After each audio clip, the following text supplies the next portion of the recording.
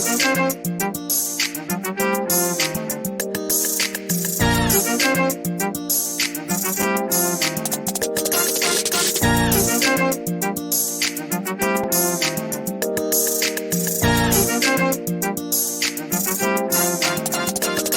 me say, hey, 60 years of moving. And me say, hey,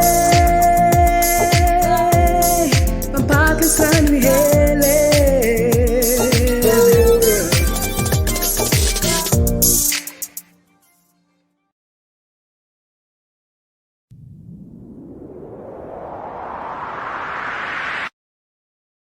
60 years ago, in the bosom of St. Michael, a place of excellence was constructed. A place many called home. Homeschooling was for us long before COVID-19. We love that place.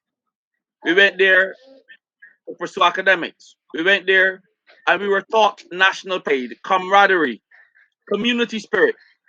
And we were also taught how to excel in sports. I have an esteemed panel before me.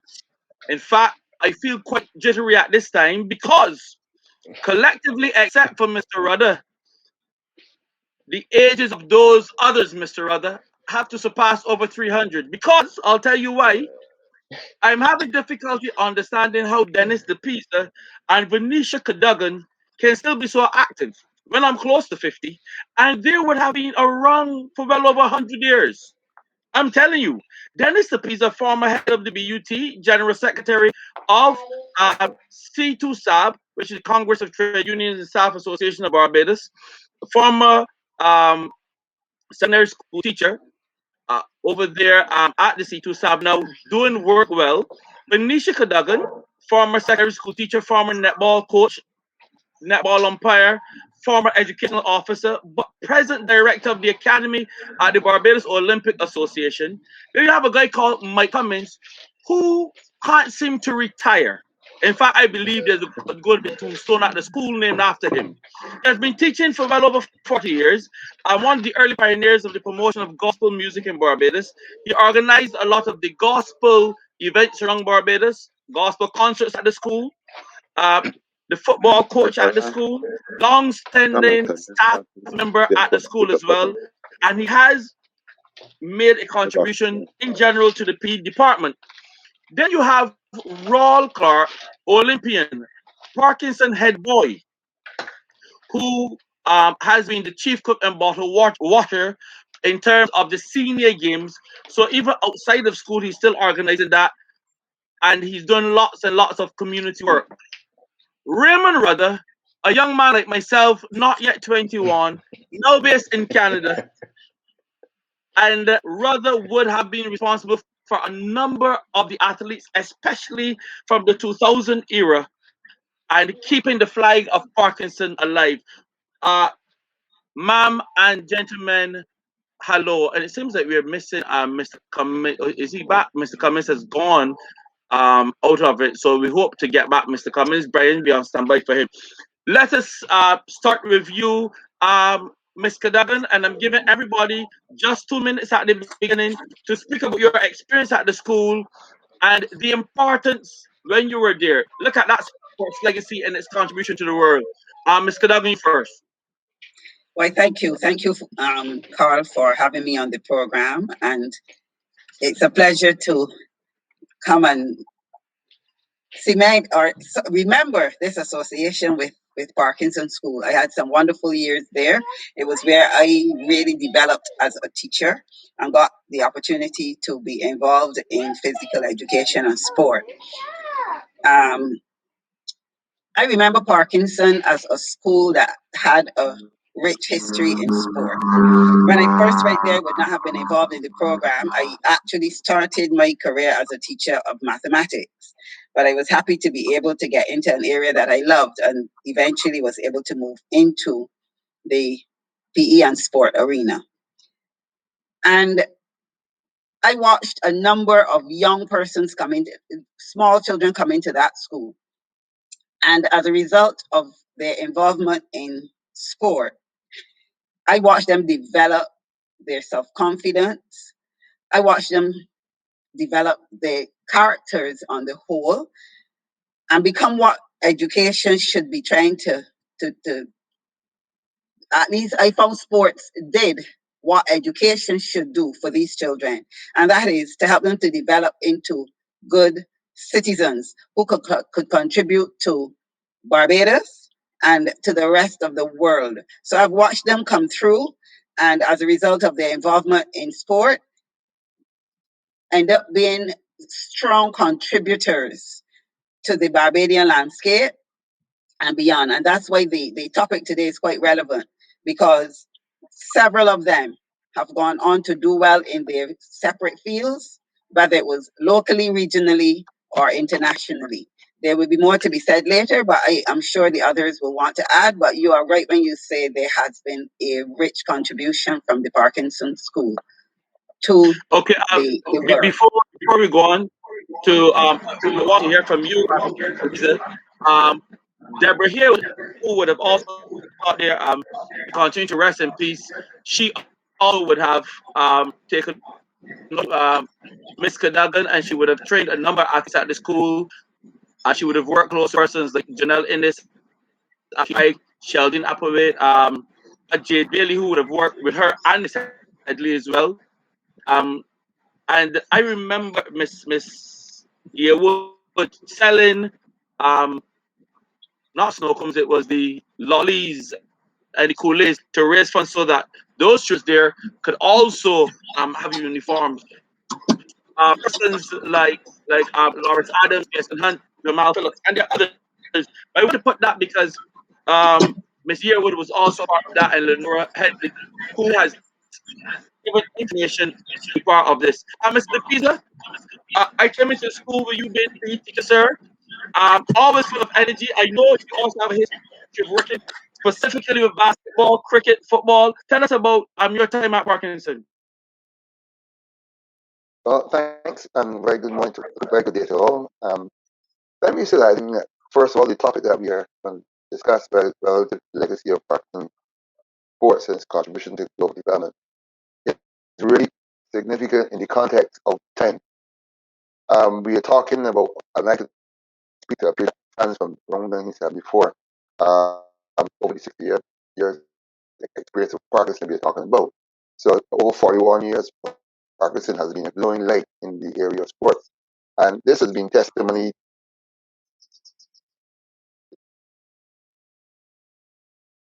students who have excelled out of the sports, various sports disciplines. And the major impact has been felt in the area of cricket, netball, football, and track and field.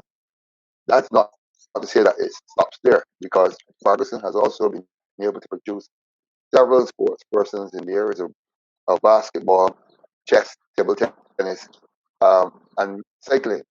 One would wonder how these things would have been involved in the program, but I can safely say that it is very is all occurred, and I worked with this in the context when Nisha and I took the role of the um, games master mistress, as it was called then at the time at the school, and we then were able to galvanize the support of the staff into developing what was called the independence games. And these games did not just a one-off something; they had a continuation of the exercise throughout the year. We had activities in sports, culture, and we had the academic side of it. We had exhibitions in craft and various other areas. And really, the school took off from there as persons were given an opportunity to display their various skills and talents and to help our students develop. And I'm going to say that outside of that, our legacy is well entrenched because we had a very thorough program, and through assistance from the National Sports Council, we developed programs in boxing. We had swimming where Aubrey Grant would have taken students both to the aquatic center and to Brown Beach. We had Barry Amy and George Shepard in the basketball program, and we had the late off me Hitler Downs and Telston Payne, assistants in cricket. And to top it off, believe it or not, we had cycling. So we did have a very program, and I must say that we were able to develop the chess, the draft, and table tennis, and even ballroom dancing within the school's sporting curricula. So we did a lot for the development of Parkinson, and therefore there's no surprise that many of our students over the years have gone on to make their mark and both for the local, regional, and the international level. And let me say, although we don't ride horses at Parkinson, very early uh, we had youngsters there who came out and joined, and there was one particular youngster, forgive me, his name slips me now, but he started the campaign of a horse racing, in horse racing. He would come to school every morning after 9 because his first order of business on mornings was to go to the garrison and to ride horses and in the training, as a training of horses. But he went on and he excelled in this sport as well. His name slips me, but I'm sure that the others who have joined him in that area of sport discipline have all done justice to themselves and the school in terms of their development. Okay, okay. Mr. Mike Cummins, are you still there? Yes. Can you hear me well, Mr. Cummins? Mike Cummins. I can hear you. I can hear Good, you. good, Can you hear good. me? So you're at the school, so you would have heard a platform being laid by Cadogan and Dibiza. You are still at the school, but you would have worked with them as well.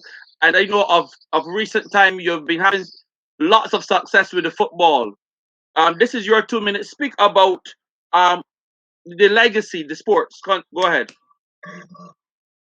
2 minutes. I don't know if I can do it in 2 minutes. No, but the two Let me minutes is the also say that introduction. I would. Oh, in the intro. Let me Yes. say that I appreciate the ones who met before me because all of that I was able to build on, and, and even Ms. Kadagam chewed I would and see some of the things that she did. Was also a great influence. Mrs. Pizza would have given opportunity with the football team.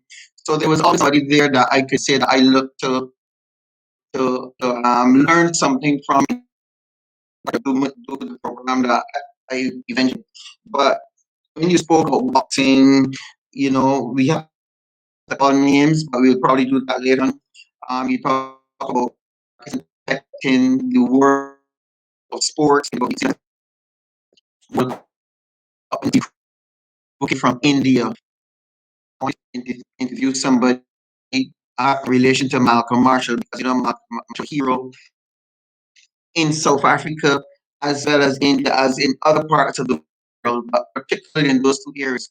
And they wanted to interview somebody about Malcolm Marshall in relation to the school and his impact on the school.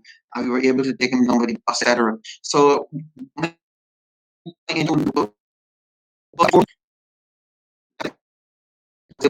it, my only interest was in the top 10 football and other connected.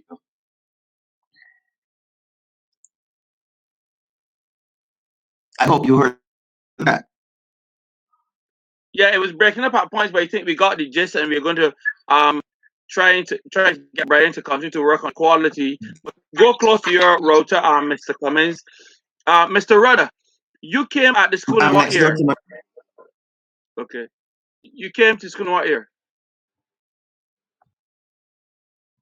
You're muted, Rudder. Rudder, turn on your mic, Mr. Rudder.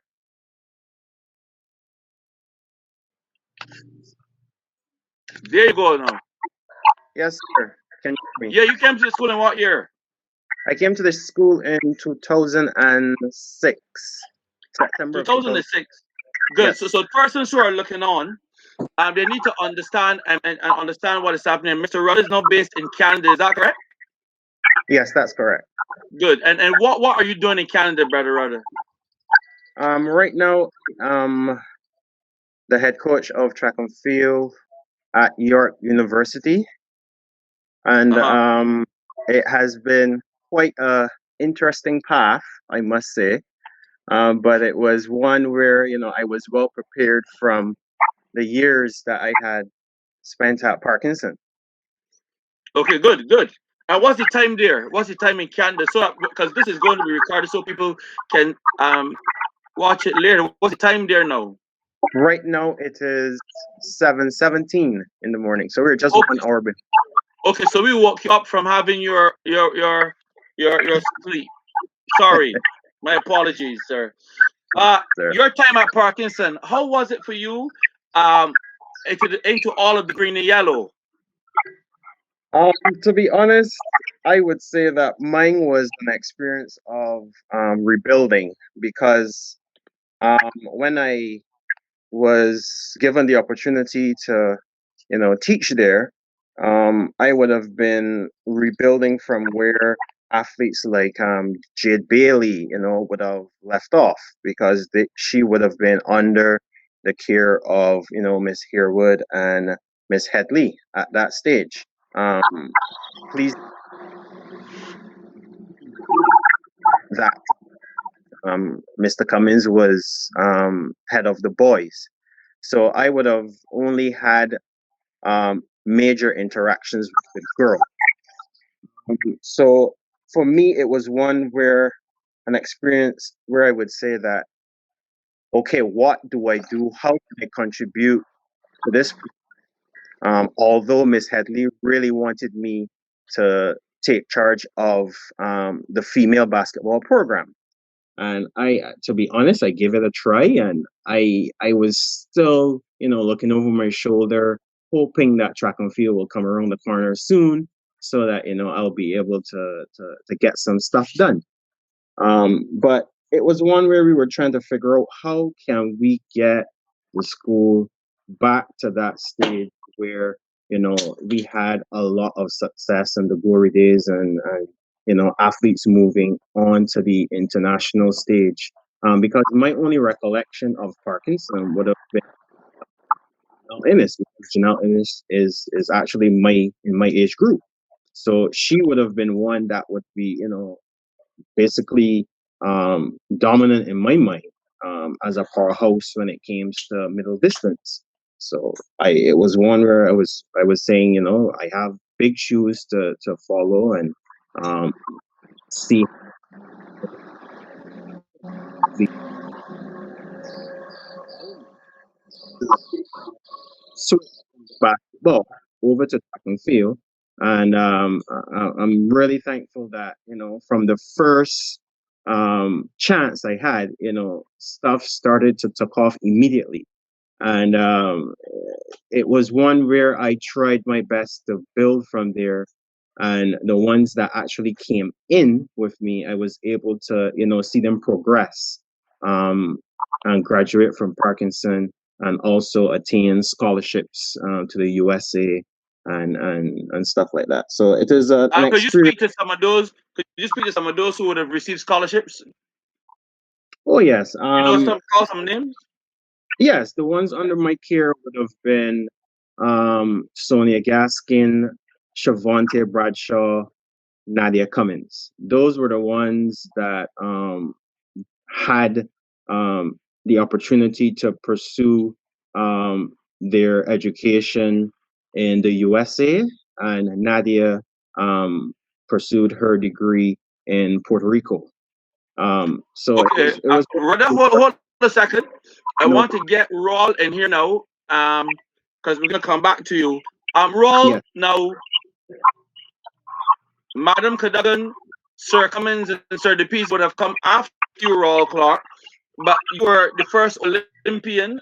What was that feeling like for you, the first Parkinsonian to represent the school, yes, the school, because by extension, although you represent the country, you represent the school at the Olympics. And take us back to some of those early days and the type of PE program that existed then, and those buildings work for you. Go ahead, Rob. You have to unmute your mic.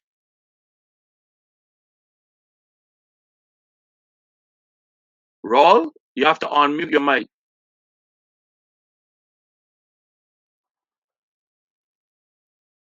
Rawl.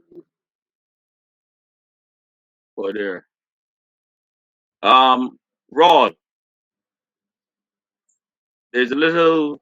Oh, there. Yes. So you can see that Rawl is getting somebody young helping. Rawl, you have to unmute. Don't worry, Rawl. We're all in this position except Rudder. Rudder is the youngest of the panel. So, Rawl, you still can't hear us. Okay. This question goes to Cadogan, DePease, and Cummins.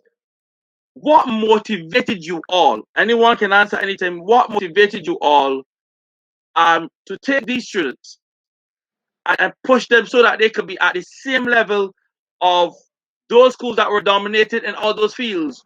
We're not going to call names of those schools because those schools don't exist now. In our head, they don't. Right now, it's Parkinson. But you would have seen some names dominating. But what motivated you all to get these students Hello? to go up there? Venetia, go first. Shall I start? Go ahead. I I Can you like hear to me? mention, Venetia, and go. you heard that I did. I Yeah, go, like to Venetia. mention that I started in another area, with another subject area deliberately, because I want people to understand the fact that I chose to be involved in this area of PE and sports. And it was because of experiences I had growing up as well. And I recognize that PE and sport have the potential to do much more in the lives of children than just about any other subject area. And that pushed me to want to be there. I understood the fact that you can build strong relationships with children and through PE, develop in them discipline, and as I said in my first comment, character, and help them with their self belief, and from there they can build and they will transfer that self-confidence that they have developed in the sporting arena to the other areas of their lives. And that motivated me. I wanted to really be able to help children, to build children, to see children come from being what we know in education is called that blank piece of paper, the tabula rasa, and to develop into good men and women.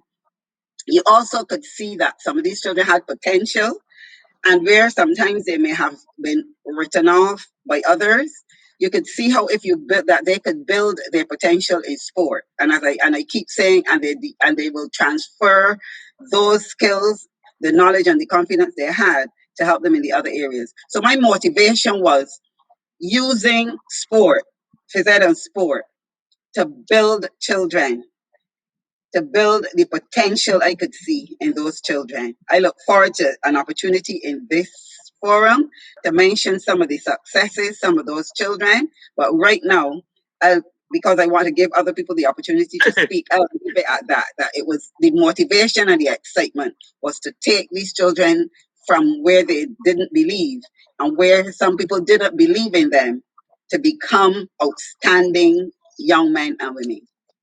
Mr. DePease or Mr. Cummins? The mics are on off, gentlemen. Okay, I'll go since Mr. Cummings is the junior Yeah. in the link.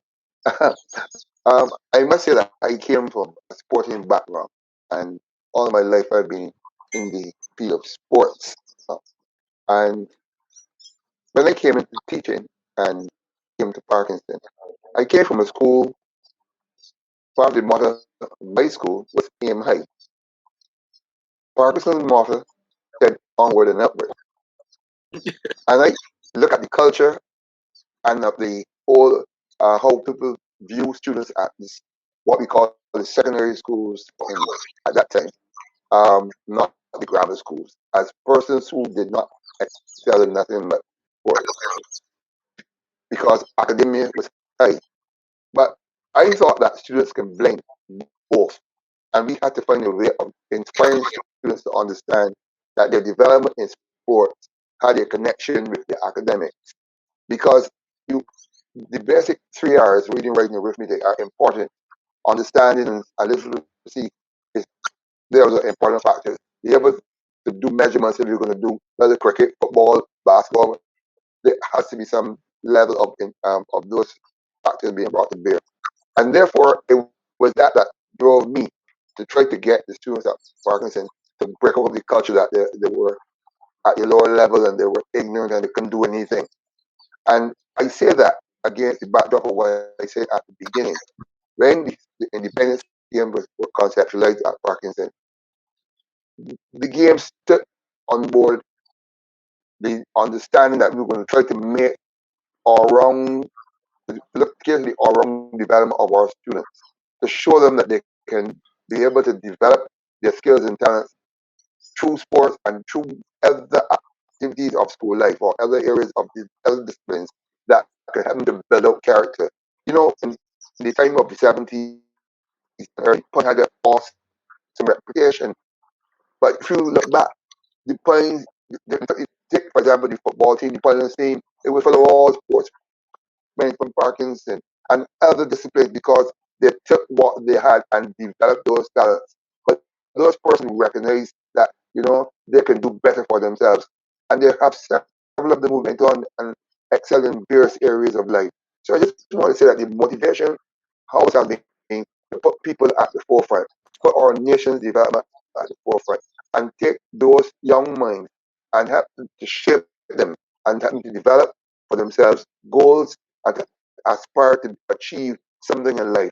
And that, with that in their view, I'm going to say to you that they start slowly, but they develop. And I would say a little part on this part. When we had the cultural component in the whole setup we had in the defense game, we had talent shows, as I said. There were lunchtime concerts. And there were those students who might not have been good in the sports, but you know what? We started to take on the thing of cheerleading.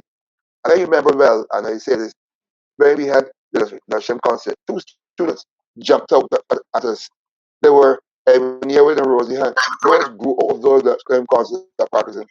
That's where they started. And then we had the cheerleading group, Miss Ellington, Miss Cadogan and Miss Ellington. We took to get the young ladies to Wally Park and build cheerleading groups on the basketball and everything. So people had opportunity to showcase talents that they had. So I rest on that. Thank you, Mr. DePisa. Sorry, Mr. Cummins. Um, come in here. Mr. Can you hear me? Cummins. Yeah. As far as my motivation was concerned, that was we did sports well here at school, but when I got to Parkinson, I like sports. And Mr. Husband, who was at the time the the master for Red House, he was known in age, and he saw that I was on getting the children organized. So he gave me head of Red House, and that for me was the openings. I had 22 years of course.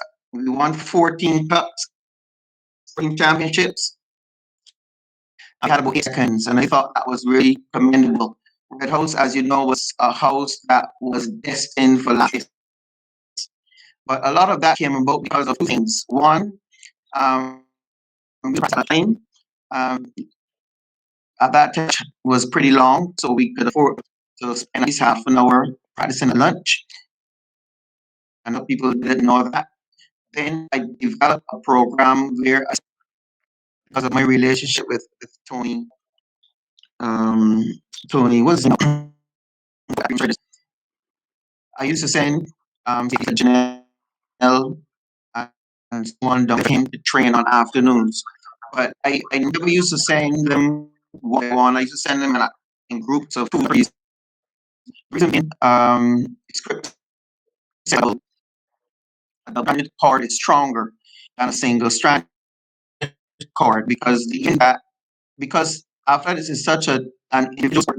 Even if you don't feel like going, you could easily say that you're not going. But if you have a partner that was going with you, that partner was still come and go along. You have somebody to interest. So I started to send them to different clubs and Justin Clark. So we would always work. Naturally, I wasn't a coach and being involved in football. Then I wasn't able to devote me playing to both sports.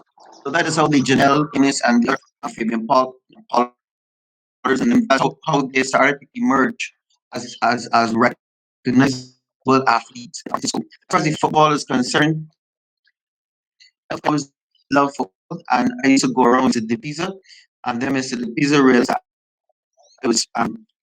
I was keen on football, and so he asked me to take over. So I was able to get in charge of the football. So I would say for the 35 years I was in charge of the football. During that time, we won cups and we went to finals on 11 occasions. and our last cup was in 2020. It's a fairly decent record. The coach is presently coaching now and would have the most cups other than his Nice. because you can't really do anything with centers. But we would have the most the year 2000 and 2000, like all it now. Okay, so I would think the record would be pretty decent. But it could Of course.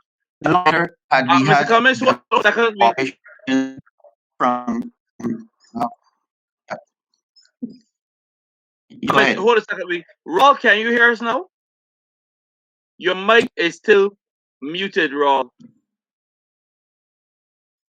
Raul? Good. You can There hear you me? are. I can hear you now. So, Cummins, Mr. I'm going to come Muted? back to you. I'm Mr. Daga and the piece. We're going to give Raul the chance Hi. now. You can go ahead, Raul. You can hear me? Yeah, go ahead, Rob. Okay, sorry about that. We Yeah, had you go. some problems there. Go ahead. Yes, Rob. Yes, certainly. First, let me tell you that the legacy of Parkinson School was not only rich but vast, and there are so many people who came through when I was there. Actually, a lot of the information coming from Venetia, Cummins, and the Pisa. I can add a few more because, like for instance, we had some of the best footballers in Barbados. Actually, I mentioned like Lynn Potato Ford, who actually captained Barbados football team and then went on to coach it. And then you had Colin Haywood, who was the national coach. And then there were a few others who went into that team, like Colin Haywood, brother.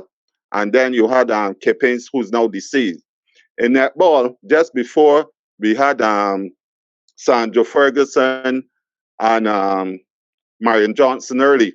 We had two young ladies, that in Des Besson, who's now deceased, and Pamela Hamlin, who made the under 19 netball team at that time, where you had the likes of Arthur and those people and Carolyn and so on. But there were in track and field, you had Sonia Baskin, Bailey, but you had Eric and myself.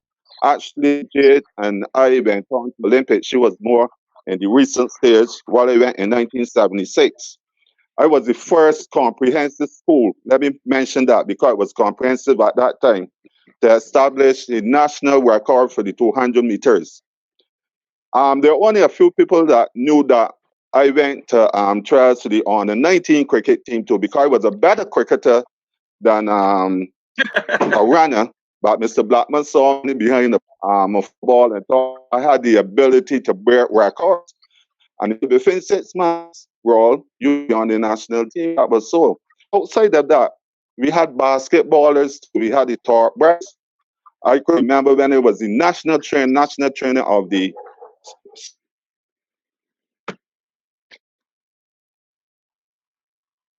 senior basketball women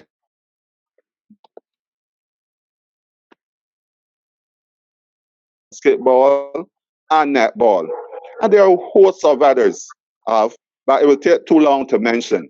But outside of that, we didn't only have athletes, so sorry, we had administrators too. And at that time, I could remember I took over I took over the fan jamboree, which I carried to the national industrial games. And then, as you said earlier, the senior games. So there's a lot of richness in sports, especially, and administration. And not only that, education too. But as you said earlier, it would take so long to to talk about the these focus things. today is But on I must sports. say though, we were one of, and I am not sure if it's still so, but we were one of the top schools. Yeah, in sports. Okay. Rudder, I'm going to come back to you now. So Now, that's you would my have piece heard, for the first 2 minutes, as you said. yeah. Okay. Rudder, you would have heard what you came and you built on. Um, what are some of those values that you sought to instill in the athletes and in that sports department? And how has that experience in working with Parkinson helped you now in your new role as director of sports for York University? Headquarters, sorry. I would say that um, for me, it was an opportunity to allow these athletes who would have come through, the gates of Parkinson, being branded from that 11 plus exam that, you have no chance. And I used sport opportunities where it can prepare these young minds for life. Sports teaches great life skills. Things like teamwork, punctuality, respect for rules, respect for authority, resilience, what it is to win, what it is to lose. And I wanted that to be the platform that they could build on, so that having that low self-esteem from coming through the gates would allow them to develop their characters, and give them opportunities that they would have not had, had they not participated in sports. So I wanted them to see that sports could allow them to travel the Caribbean, travel any part of the world that they're hosting anything, so that they can feel like somebody and contributing to the legacy of the school and contributing to society as a whole. So I really wanted that to be instilled in them, that sports can allow you to develop some life skills that will take you into the world of work and allow you to be an individual that can contribute to society. So, with that experience, I realized that it was not an easy road. It was very challenging trying to get these athletes to believe in themselves first, believe in me, to have some sort of buy-in into what I'm trying to do, and what Miss Headley and Miss Mears, who was the acting principal at that time, who was trying to allow them to do, as an extracurricular activity, to allow some sort of structure in their lives, um, so that it would allow them to develop into people that we can be proud of. So having to go through that experience, it allowed me as an individual to develop, um, to be a coach that I can say, had it not been for Parkinson, I would not be where I am today. Because this is a situation where these athletes came in with talent, yes, but they themselves didn't know that they had talent, because they necessarily did not had the opportunity to shine at knapsack or at their previous primary school. So, coming into to BSAC at that stage would have been, daunting for them. So it's a chance where you can allow these athletes to learn, well, look, with success, it media. This is how you speak to the media. This is how you comport yourself when you're not participating in the field. You may not be actually out there, but you're wearing a uniform. So therefore, you'll be identified as a Parkinsonian. So therefore, you're now an ambassador for the school.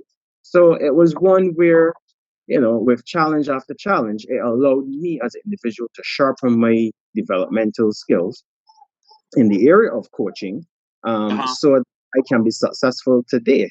So that is a part of my life that I will be forever grateful. Okay.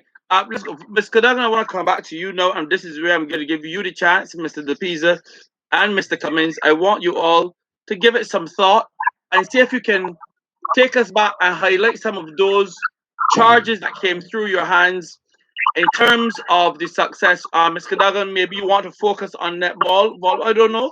I know Mr. DePisa, know he's wide range, Cummins wide range, but this is your chance. Your next 2 minutes now. Tell us about some of those. By the way, ma'am, I am one that is pushing that the netball court at the school should be named after Marion Johnson Hurley. I'm pushing that. I think it will be a fitting tribute to her. International umpire, international player. I know she's a tester. You know the thing. Go ahead, ma'am. Thank you. But yes, over the years, my main focus, yes, in the area of sport at the school would have been netball. I had the privilege of building on the legacy left by Merlene Pilgrim Gittins and Briggs Clark, who would have been working with the netball teams before I started working with them. And as the others have said, in the arena with the sports and working with them in netball, yes, you're looking and you're building the value systems or whatever. But when we look at their performance, Parkinson was a powerhouse in netball, but in the during that period in the 80s. As you said, Marion Johnson Hurley, when you say netball at Parkinson, that name will jump out. And I want to, at this point, say something that might be a little touchy, but I think with the legacy Parkinson had in that sport, hurt me when I realized that court had been taken up and not left with that those girls could have been able to carry on that legacy. I was no longer there, but when I went to that school and I saw that court taken away, I thought it was a disservice to the legacy in netball that Parkinson School had. When I was working with that team, I remember Parkinson still has a record that no other school has been able to beat. And I think we'll be able to be in a 40-minute game in netball. In one instance, Parkinson beat a school 71 goals to nil. And then in a return game, beat them 81 goals to 2. And they will know the scoring of those two goals and how those happen. But I'm saying in a 40-minute game to score 71 and 81 goals, Parkinson used to, really dominate. And the only school that used to challenge Parkinson in those days was the St. Lucie Secondary School. I am not giving props to anybody else, but I'm just saying nobody. And we used to be, defeating everybody. And in those years, there's nobody that could the legacy. And names like, at the time, you would have had the Randa Weeks, who may not have made a national team, but she had to go, she went overseas. You had the Margaret Johnson, who was Marion's sister, Abba Greenwich, Carol Pilgrim. The names are many. Fergie would have been there. You had Abba Greenwich. Then Margaret Cutting came later, and Julia Banfield came later. Yeah, the Rita Ferguson. Then you can call these names and you will go on and on. And then Latonia Blackman came later. She captained the Barbados team. But netball was a game that when you said netball schools netball in Barbados, you said Parkinson. And let me quickly add that eventually I entered a team in the league, a school team in the Barbados Netball League, and they began to trash people. And the adults complained that the school children had an opportunity to play in the schools and they shouldn't be allowed to play in the league. And therefore, a decision was made to, about not letting us play. But we were into the league and we were trashing people in the league. So the history of netball, and Beverly Morris is a name I want to call when we talk about the global contribution. She left Barbados and she went to the US. She represented the USA in netball. And now she's an administrator in netball in the USA. So when we talk about global contribution, we definitely are not just calling words. It's a fact. So Parkinson School has definitely been a school of excellence in the area of sport. In the area, there were one or two that we didn't call in track and field. You had Steve Edwards, who also went on to be an administrator, the president of the 3As in Barbados. Jonathan Pollard, who was a calypso athlete in the 400 during the time I was there. I'm saying the legacy is rich. And I don't want us to lose that message. The others have talked about the fact that, yes, these children may have come in thinking that they may not have been as good as everybody else in any area, but we watched them develop their value systems. Yes, resilience was important because people didn't believe and didn't think they could achieve much, but they were resilient and they worked hard and they did well. And I am passionate about it because a lot of persons don't remember those stories, don't remember those achievements. But I want to be sure that when we are finished here today, that people remember. And the Peter talked about those independence games. I have pictures and I look at them and I can still remember those children and how much it brought out of them when we made sure that they took responsibility for their teams. They had their own house uniforms, their flags I don't think we have enough time here to talk about how sports at Parkinson contributed to the lives of our children, contributed to their value systems, contributed to their development as human beings, and then that they took into their careers. And I think we need a little more time sometime to be able to talk because I'm serious. I look at a lot of these young men and women and where they have gone today and where they started and the way that they were developed because they were given the opportunity to develop their talents in sport. I will stop because I could go on forever if I start talking about and about these young men and women. Mr. Rada, I'm just going to make a passing statement to you. I too was a little piece of athlete. I made the school track and field team. The guy at the school now, that is in PE, Mr. Cummins, you can, what's his name? He has African roots. He went to CPA, think. I came fifth to that guy. Mr. After Ellis, that Mr. guy Ellis, won the 1500.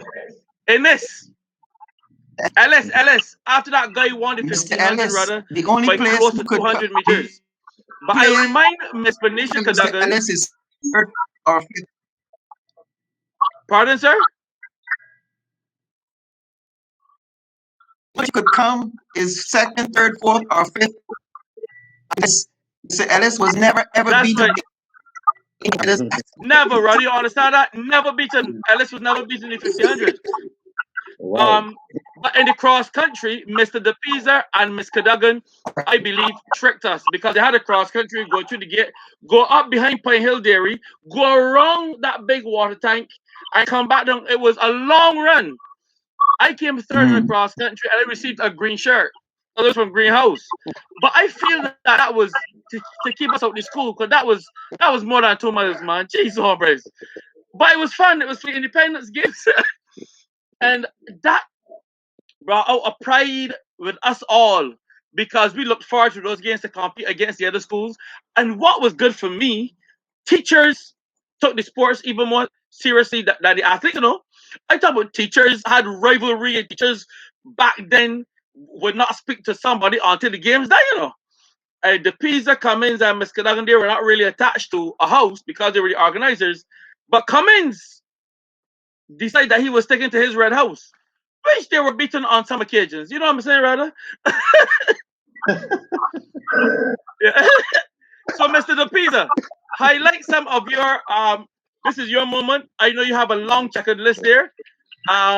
Speak about that. Raul, we're coming to you shortly again. Thank you very much. I'm going to try to put this Allow me to in. say something, Venetia. People left a legacy. Venetia, tell me if I'm right or wrong. At lunchtime, you give your netballers the ball and tell them to take 100 shots. I'm incorrect in that. Venetia, can you hear me? At lunchtime, But Your yes, mic, ma'am. Your mic. yes, I would. a Yes, netball. And Wow. I always pass on that information to the netball coaches subsequently. I remember what I used to do to help make the team win. And the person who would borrow things from people. Okay, believe in practicing. Believe in practicing. Um, and that is the reason why I used to spend like practicing. I believe in practice. Even stadium sometimes to train. Some do a little extra. But long story short, if we more disciplined around, I think we could have accomplished a whole lot more in our life because we had the raw talent, but confidence and discipline was not there. As we produced so many jockeys. At one point, my whole had jockeys. Or every start, remember my football jockey or somebody used to ride horses. On Oxford and Spring Eccles. We got Antonio Hall, who was a champion jockey in Canada. We got Rico Walker, who won the World Cup, who was also a champion jockey in Canada. Do so many jockeys, so much that when Rico won the World Cup, the turf club sent a posse of jockeys to Parkinson. We had a lot of we produced we had the Farley, Kevin Farley, Luco Bascom, and we have to credit Mr. Pilgrim, Chuck Pilgrim, we like to call him, him for that because tennis was his thing. We had a few water polo players, badminton players. Wow. We produced children that also went on to represent Barbados. So we had to do it in, and football and boxing. We got different things represented and really those are two national boxing and rather than remember really, you know, technically Parkinson had the program in place, but just to really implement it and ensure that we produce or should I say more excellent students. Okay, all right. Mr. DePisa. Go ahead, sir. Yes, sir. Okay, Yeah. thanks. I'm happy that the committee has done some of the spade work and will permit me to reduce the names they would have to offer. But just to add a few, and I think I'm going to put it in a context and when we speak about the global level.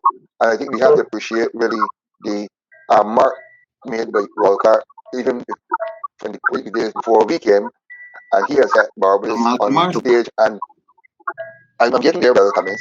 And of course, did Parkinson a great service. But Malcolm Marshall, of course, and Miguel Cummings, which we know are the players who have shone in international cricket. And we cannot forget Winston Reid. He has been a beacon in low domestic and regional cricket. Unfortunately, never made the stage of the West Indies cricket.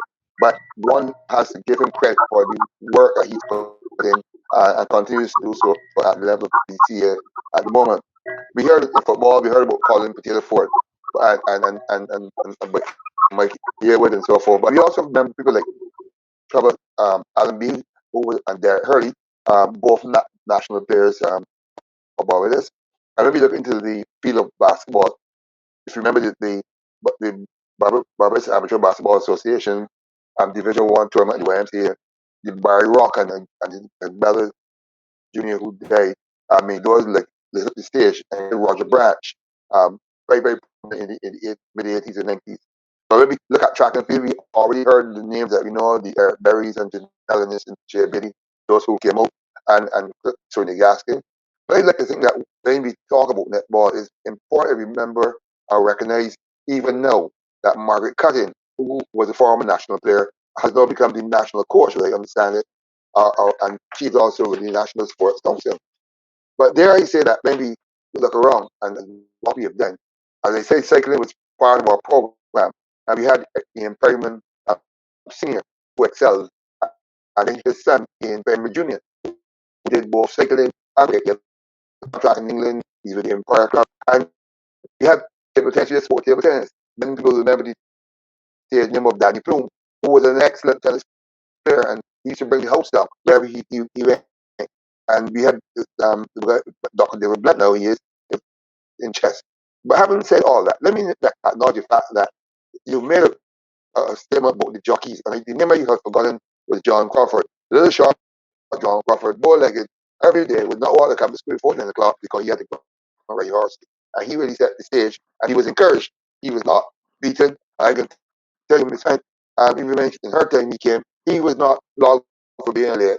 He was given an opportunity to do what he had the ability to do, and therefore he may have been not academic, but here he rose to the top of his game and may be able to make a living for himself. And that's what we're talking about when we saw we give students opportunity to excel in the areas of the powers, whether in sports or otherwise, or culture, or whatever other form that they had.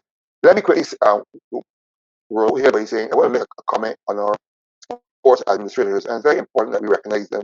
Not only that we recognize Marion Johnson Hurley, who was written as a netball coach and also with the administrator, but we remember, as Roll said, he was a senior game organizer, has been for a long time.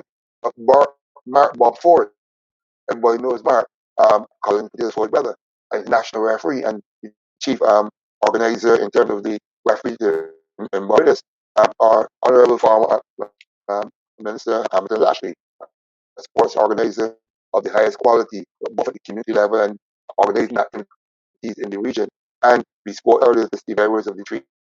So Parkinson has had a history of making a product of number of outstanding persons.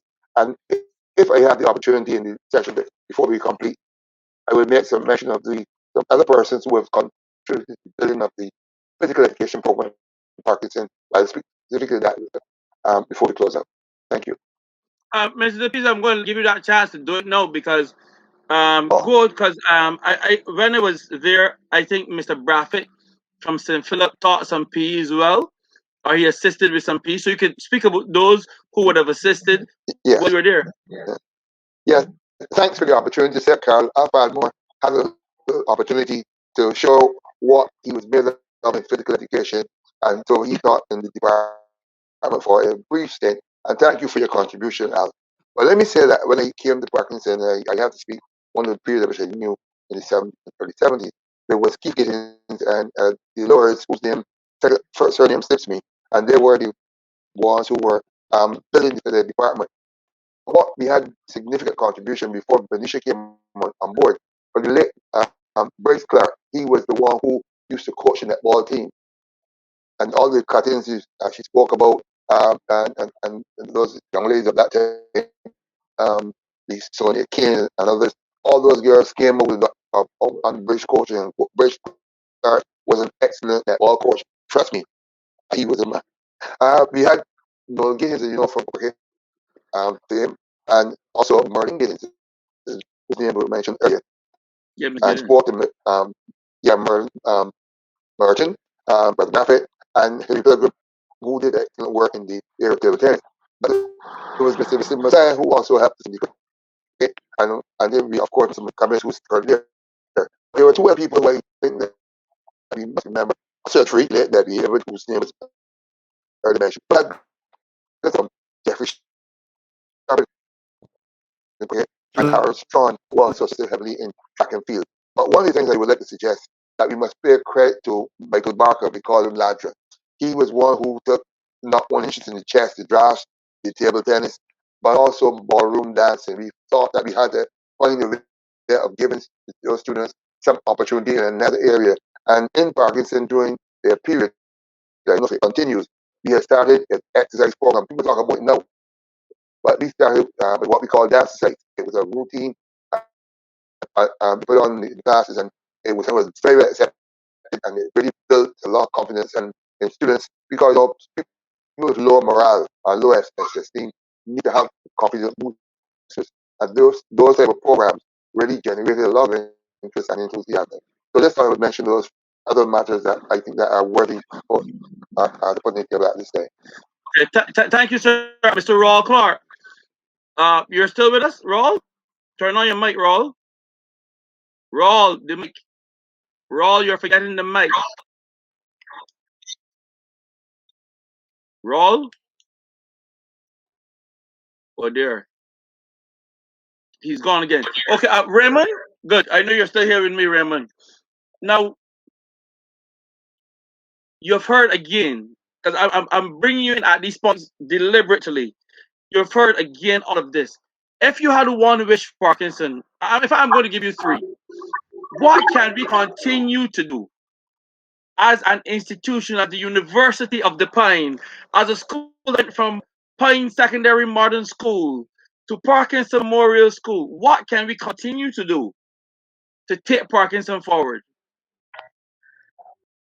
I would honestly, you have to realize that these children will constantly be hiding from you in terms of what their gifts and talents, unless you would have known them prior to coming to Parkinson.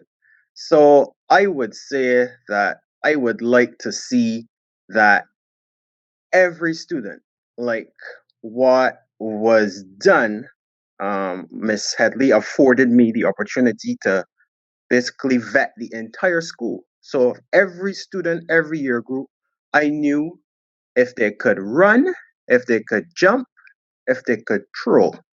And we allowed that to be the platform where we could build a team or allow the students to get into a sport. So I would like that to continue at Parkinson so that the world can see that there is talent beyond those gates, and so that this will continue the great legacy that Parkinson has and is continuing to contribute um, in society. I would still love the opportunity as well to take on some of them because Sonia Gaskin is currently with me at York University. She's now based here, and she has been based here since she graduated from Kansas State. So she is continuing on that Olympic development path here, taking advantage of um, the training environment, having exposure to extreme cold conditions and stuff like that. Because if you go to race in Europe, you would experience those type of climates and temperatures.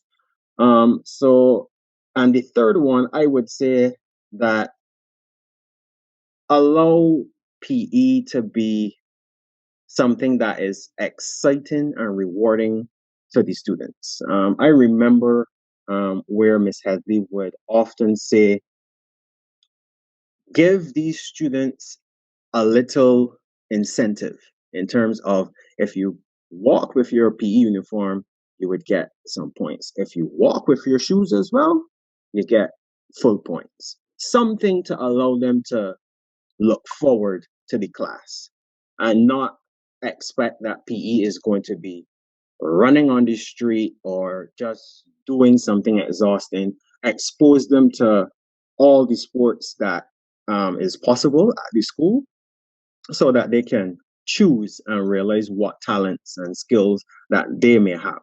So those will be the three things that I would like to see continue so that the legacy of Parkinson will continue to develop and sustain itself.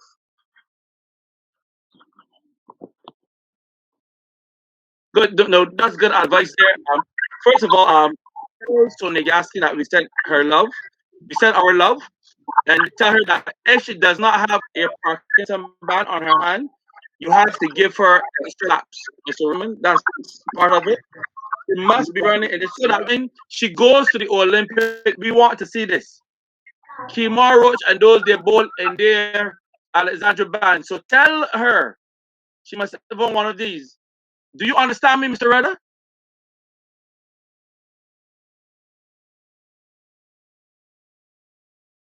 I'm not hearing Redder at all. Yes, sir. You I understand will me, do sir? that for you. Mr. Cummins? Mr. Cummins, you're here with me, Mr. Cummins? Your is off? Good. You are, I'm told, I don't know if it's true, sir, you're on your way to retirement. I don't know because I don't know if any of you all retire. I thought Mr. De Pisa had retired. He can't retire. Benicia Kadagan can't retire. Rock Clark has not retired. So I know you all are lying. You're not supposed to lie to your students. But Mr. Cummins, what is your vision for Parkinson next 10 years down the road? What would you like to see?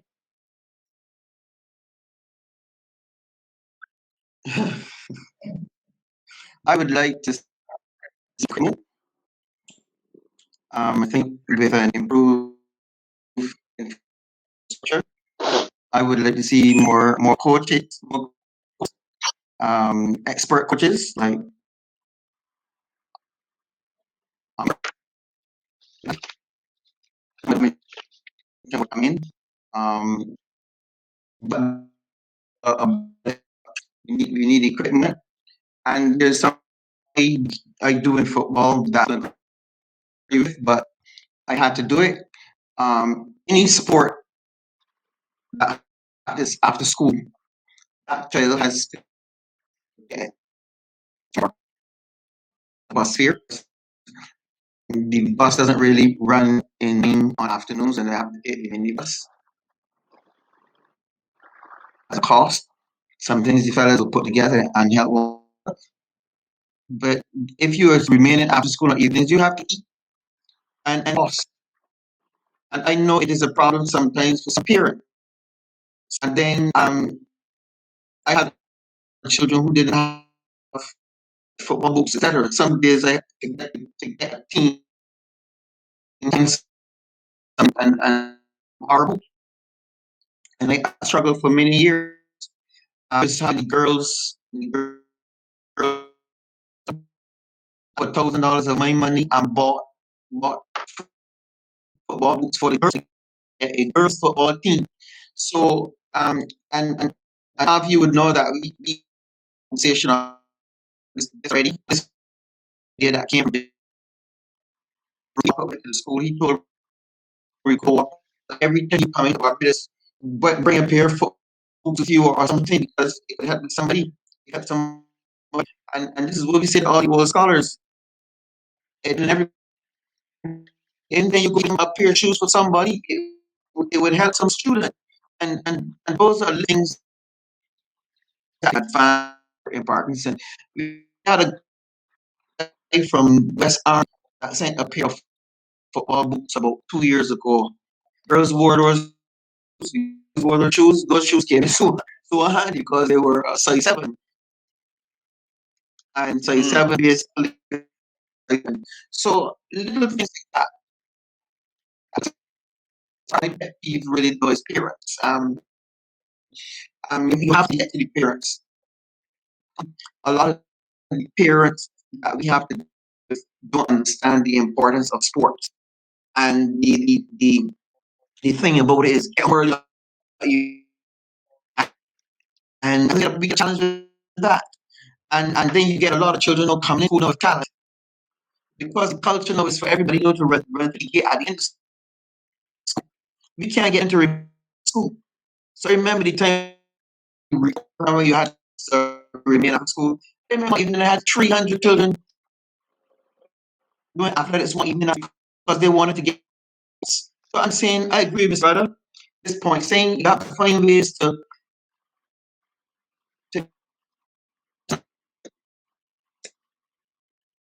are taken out of the system. And they're assuming that we gravitate into sports. It is not. We have and because of the nature of children that we have extra for them. Okay, because realistically, some of the communities that and in many cases, football is a what you might call a grassroots sport, where grassroots has a particular connotation, and you have to work extra hard with these people. And I would say that Parkinson has to go to that extra level. They have to do it. Have to encompass all these components: the diet, the eating, the discipline, all of these good. Okay, all right, Mr. Cummins, thank you. Now, Mr. Pisa is there as a student as yourself, and Mr. Cummins is something that I thought real interesting because coming from a country boy in St. Philip, I understanding the importance of community life. You all sometimes on Saturdays would have allowed the school teams to play against the Pinelands youth on the big pasture there. And you all as teachers had a good relationship with the community. How important that was for you all to build that synergy? Because remember, there's no back fence. A lot of people, Mr. Rudder, will see a fence now. If there was no fence, you would walk straight through the school and go right out on the Pinelands field. How important was it to build that community connection with the school, the Pisa admins? If I may initiate that response, let me say to you that the community was the school. Okay. I repeat, the community was the school, and therefore, okay, if you attempt to separate them, you will only be doing yourself an injustice.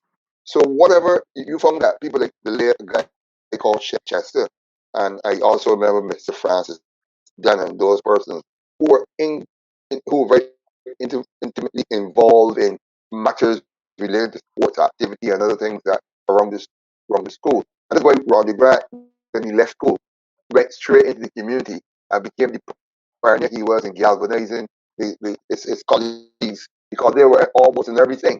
And we must also understand at the time we're using the community center to as a part of the school collectivity.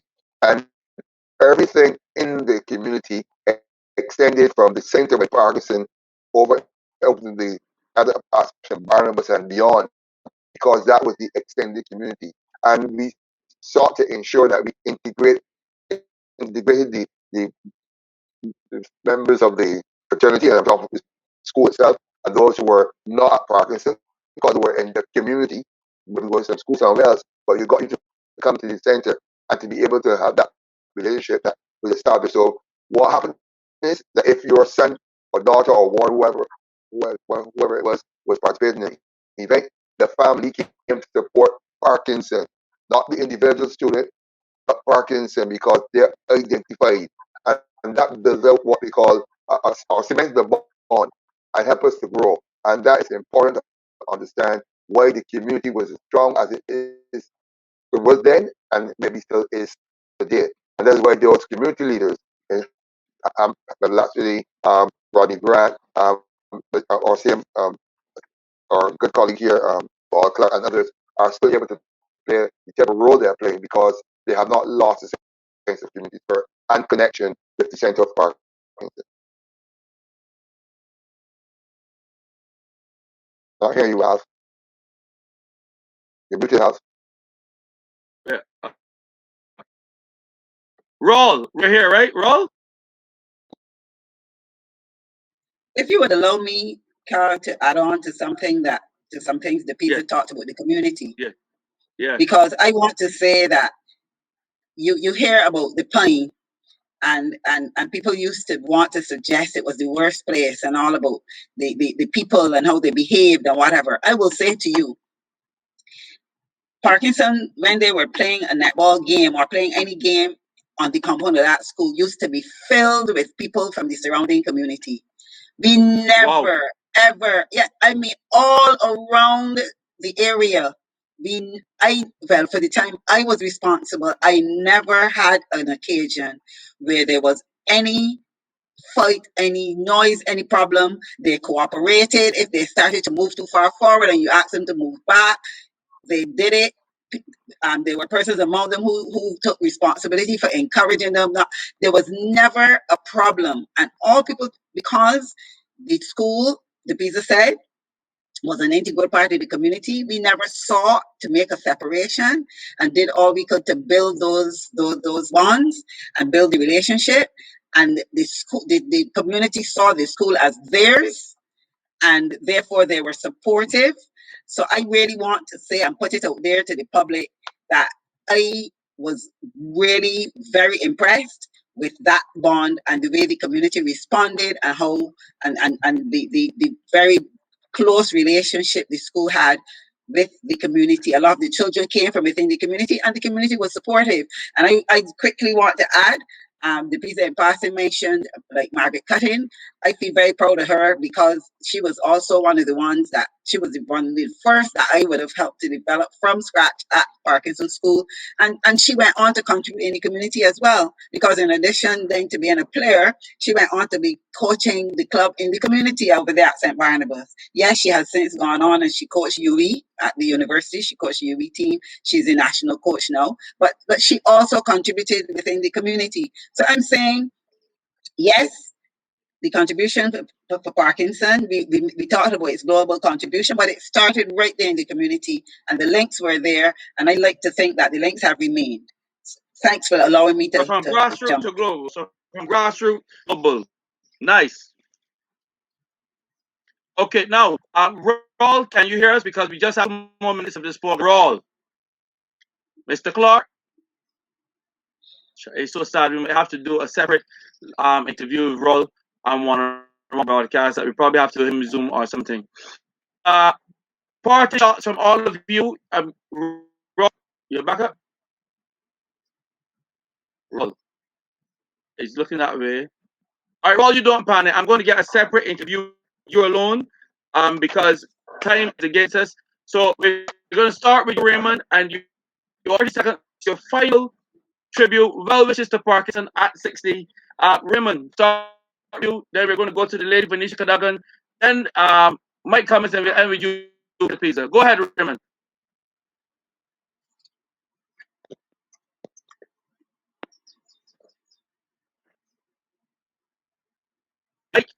Your mic, Raymond. Raymond. Oh, Raymond. Yes, sir. Good. Go ahead. 30 seconds. I would say that I would like to see Parkinson continue to develop the students and the talent that they have inside their care, because at the end of the day, these are students that sometimes need a lot of convincing that they too can be contributors to society. And that is one that would always resonate with me, because these are students that constantly hide and don't think that they can do it, whether it be it family related, that the voice in their head that they will never do this or they will never do that. You know, the teachers at Parkinson are genuine, and those teachers will constantly be um, having the opportunity to develop these young minds. And that is one that I would like to see continue, because I know for sure that there is immense talent at Parkinson. I would like to see more than contributions to sports. I would like to see a lot more administrators, a lot more managers, a lot more politicians, and stuff like that to come out of Parkinson, because these students have a way of getting through to others with their own unique skills and abilities. And I would like to see them develop Barbados to the global extent that people can talk about Barbados just like we talk about Jamaica and the Bahamas and stuff like that. So that would be my well wishes for Parkinson. Thank you. Venetia Cadogan, parting words with the new hairstyle. Uh, right. I want to start by saying I support your call to name that netball court after Marion Johnson Hurdy. She was by far one of the most outstanding netballer as a player and then as an umpire. And she is definitely special, and I am really proud to be associated with her name and to have had the opportunity to help with her growth. I believe I haven't gone into Parkinson recently. I don't know what's going on there now, but I would like to see them develop either a wall or a hall of fame for the former sports persons at that school. I think it will help to motivate the children. I think these stories need to be told. And if you have your wall of fame, hall of fame, whatever, and have some of these former sports persons tell their stories, so that you might have, let's say, some, I don't know, a recording, something that the children can go and they can listen to them. Because yes, you want to know where they've gone in sports, but I think we also want to know where they've gone in their personal lives, their achievements in their careers, and have them talk about how their experience as a sports person at Parkinson helped to build them from who they were when they first came to where they are today. The contribution sports made to that, so that children can listen and hear the stories, and so that I could see Parkinson building on what was done in the past, what's happening now, and I just want to hear Parkinson come back to those glory days in sport. Um, I I think when I talk about Parkinson, I feel about Parkinson almost as if I was a student of this school. I do have Parkinson in my heart, and I had some very good experiences there working with Dennis, the pizza, at the colleague building. And I know Parkinson can take off from where they are now. I want to see Parkinson back in those glory days. And I want to encourage the PE teachers who are there now to build that PE program and build the children in the after school, the extracurricular sporting area, so that it could be what it could be what it was, and even more, do better than when we were there. Thank you. Mr. Cummins, 30 seconds. Yeah, post pandemic, I don't know what's going to happen. It's going to be a little bit more challenging. We may have another year or two with the children not being able to train for last year. So to really in future is going to be a bit challenging, but like to have a program in place. We need a table tennis room. We need to have the children practicing table tennis at lunchtime and the basketball program. There's so many things that need to be done in the program in the court. So I'm just hoping that the scholars would play their part. And we have a similar event, the foundation event, and I don't see any factor in my life right now with Parkinson. And you were a former teacher, so we have some similarity, but nevertheless, we calculate fairly decent, and we would like to see Parkinson in every endeavor. And Thank one you. last thing, Go ahead. legacy. Commercial legacy, we have not made enough to maximize that because South Africans, they don't commercial. I sport Malcolm Marshall was a hero to him. Not coming now. Don't know these people they contribute to the sports of Barbados, but we do. Parkinson School, who Malcolm Marshall was, and who his sister is, the Liberian Miss. Okay, I got you covered. Dennis the Pizza, 30 seconds. Yes, yes, sir. And I would be brief. And let me say, I would start where I began. To our students, I would say, onward and upward. It's important for them to recognize that the sky is the limit. The staff would like to encourage them to continue to support and to encourage our students' development in terms of their sporting talents. Like Venetia, I have had a dream. We were not able to realize it, and I'm still hoping that we would develop that sports hall of fame. That, to my mind, would be a great achievement. I would also like to encourage the persons in charge of the program to maintain the diversity of the physical education program at the school, because that allows for persons to use their various talents and skills, those that you will not be able to, not even know they existed. But most importantly, I think the school has to move towards developing a sports development fund that would assist the school in ways of funding support to all the resources that it requires. And I think that can be driven where we can get the corporate community of the fund building that area to be taking interest in the school, get the NGOs around, and also other interests, but also those sports personalities who have risen to the heights of the global stage. I think we must bring them together, find a way how they can make connections with the international world, and to set up a fund that can help do both training component and to the other areas of need of the school. Particularly, I want to add where our facilities have not gone anywhere fast over the years. I think we have lost a lot of our facilities for sporting development, and we need to find a way how we can be able to treat that sooner rather than later. Thank you. This has been an esteemed panel. Raw Clark, I'm saying it in this forum. I'm going to contact you after the program. So I'm going to come to where you are, and I'm going to do a private interview with you, and then we're going to share it because of the technical difficulties we're experiencing. Don't panic, Roy. Raw, by today, I'm going to reach out to you, and I'm going to come to do that. I want to thank you, Venetia Cadogan, Raymond Rudder, Michael Cummins, and Dennis DePisa. You Hello. have made me proud as a Parkinsonian, and I'm saying Parkinson at 60, making a global contribution. I'm proud.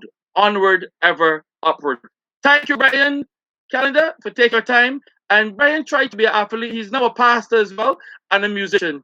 So it didn't work out for him on the track, but clearly Mike Cummins has him on a good track. Thank you. Thank you. Thank you.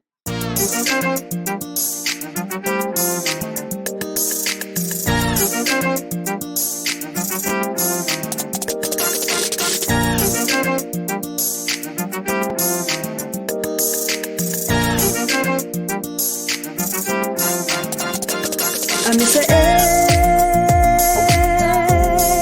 60 years I'm moving. I'm say, hey.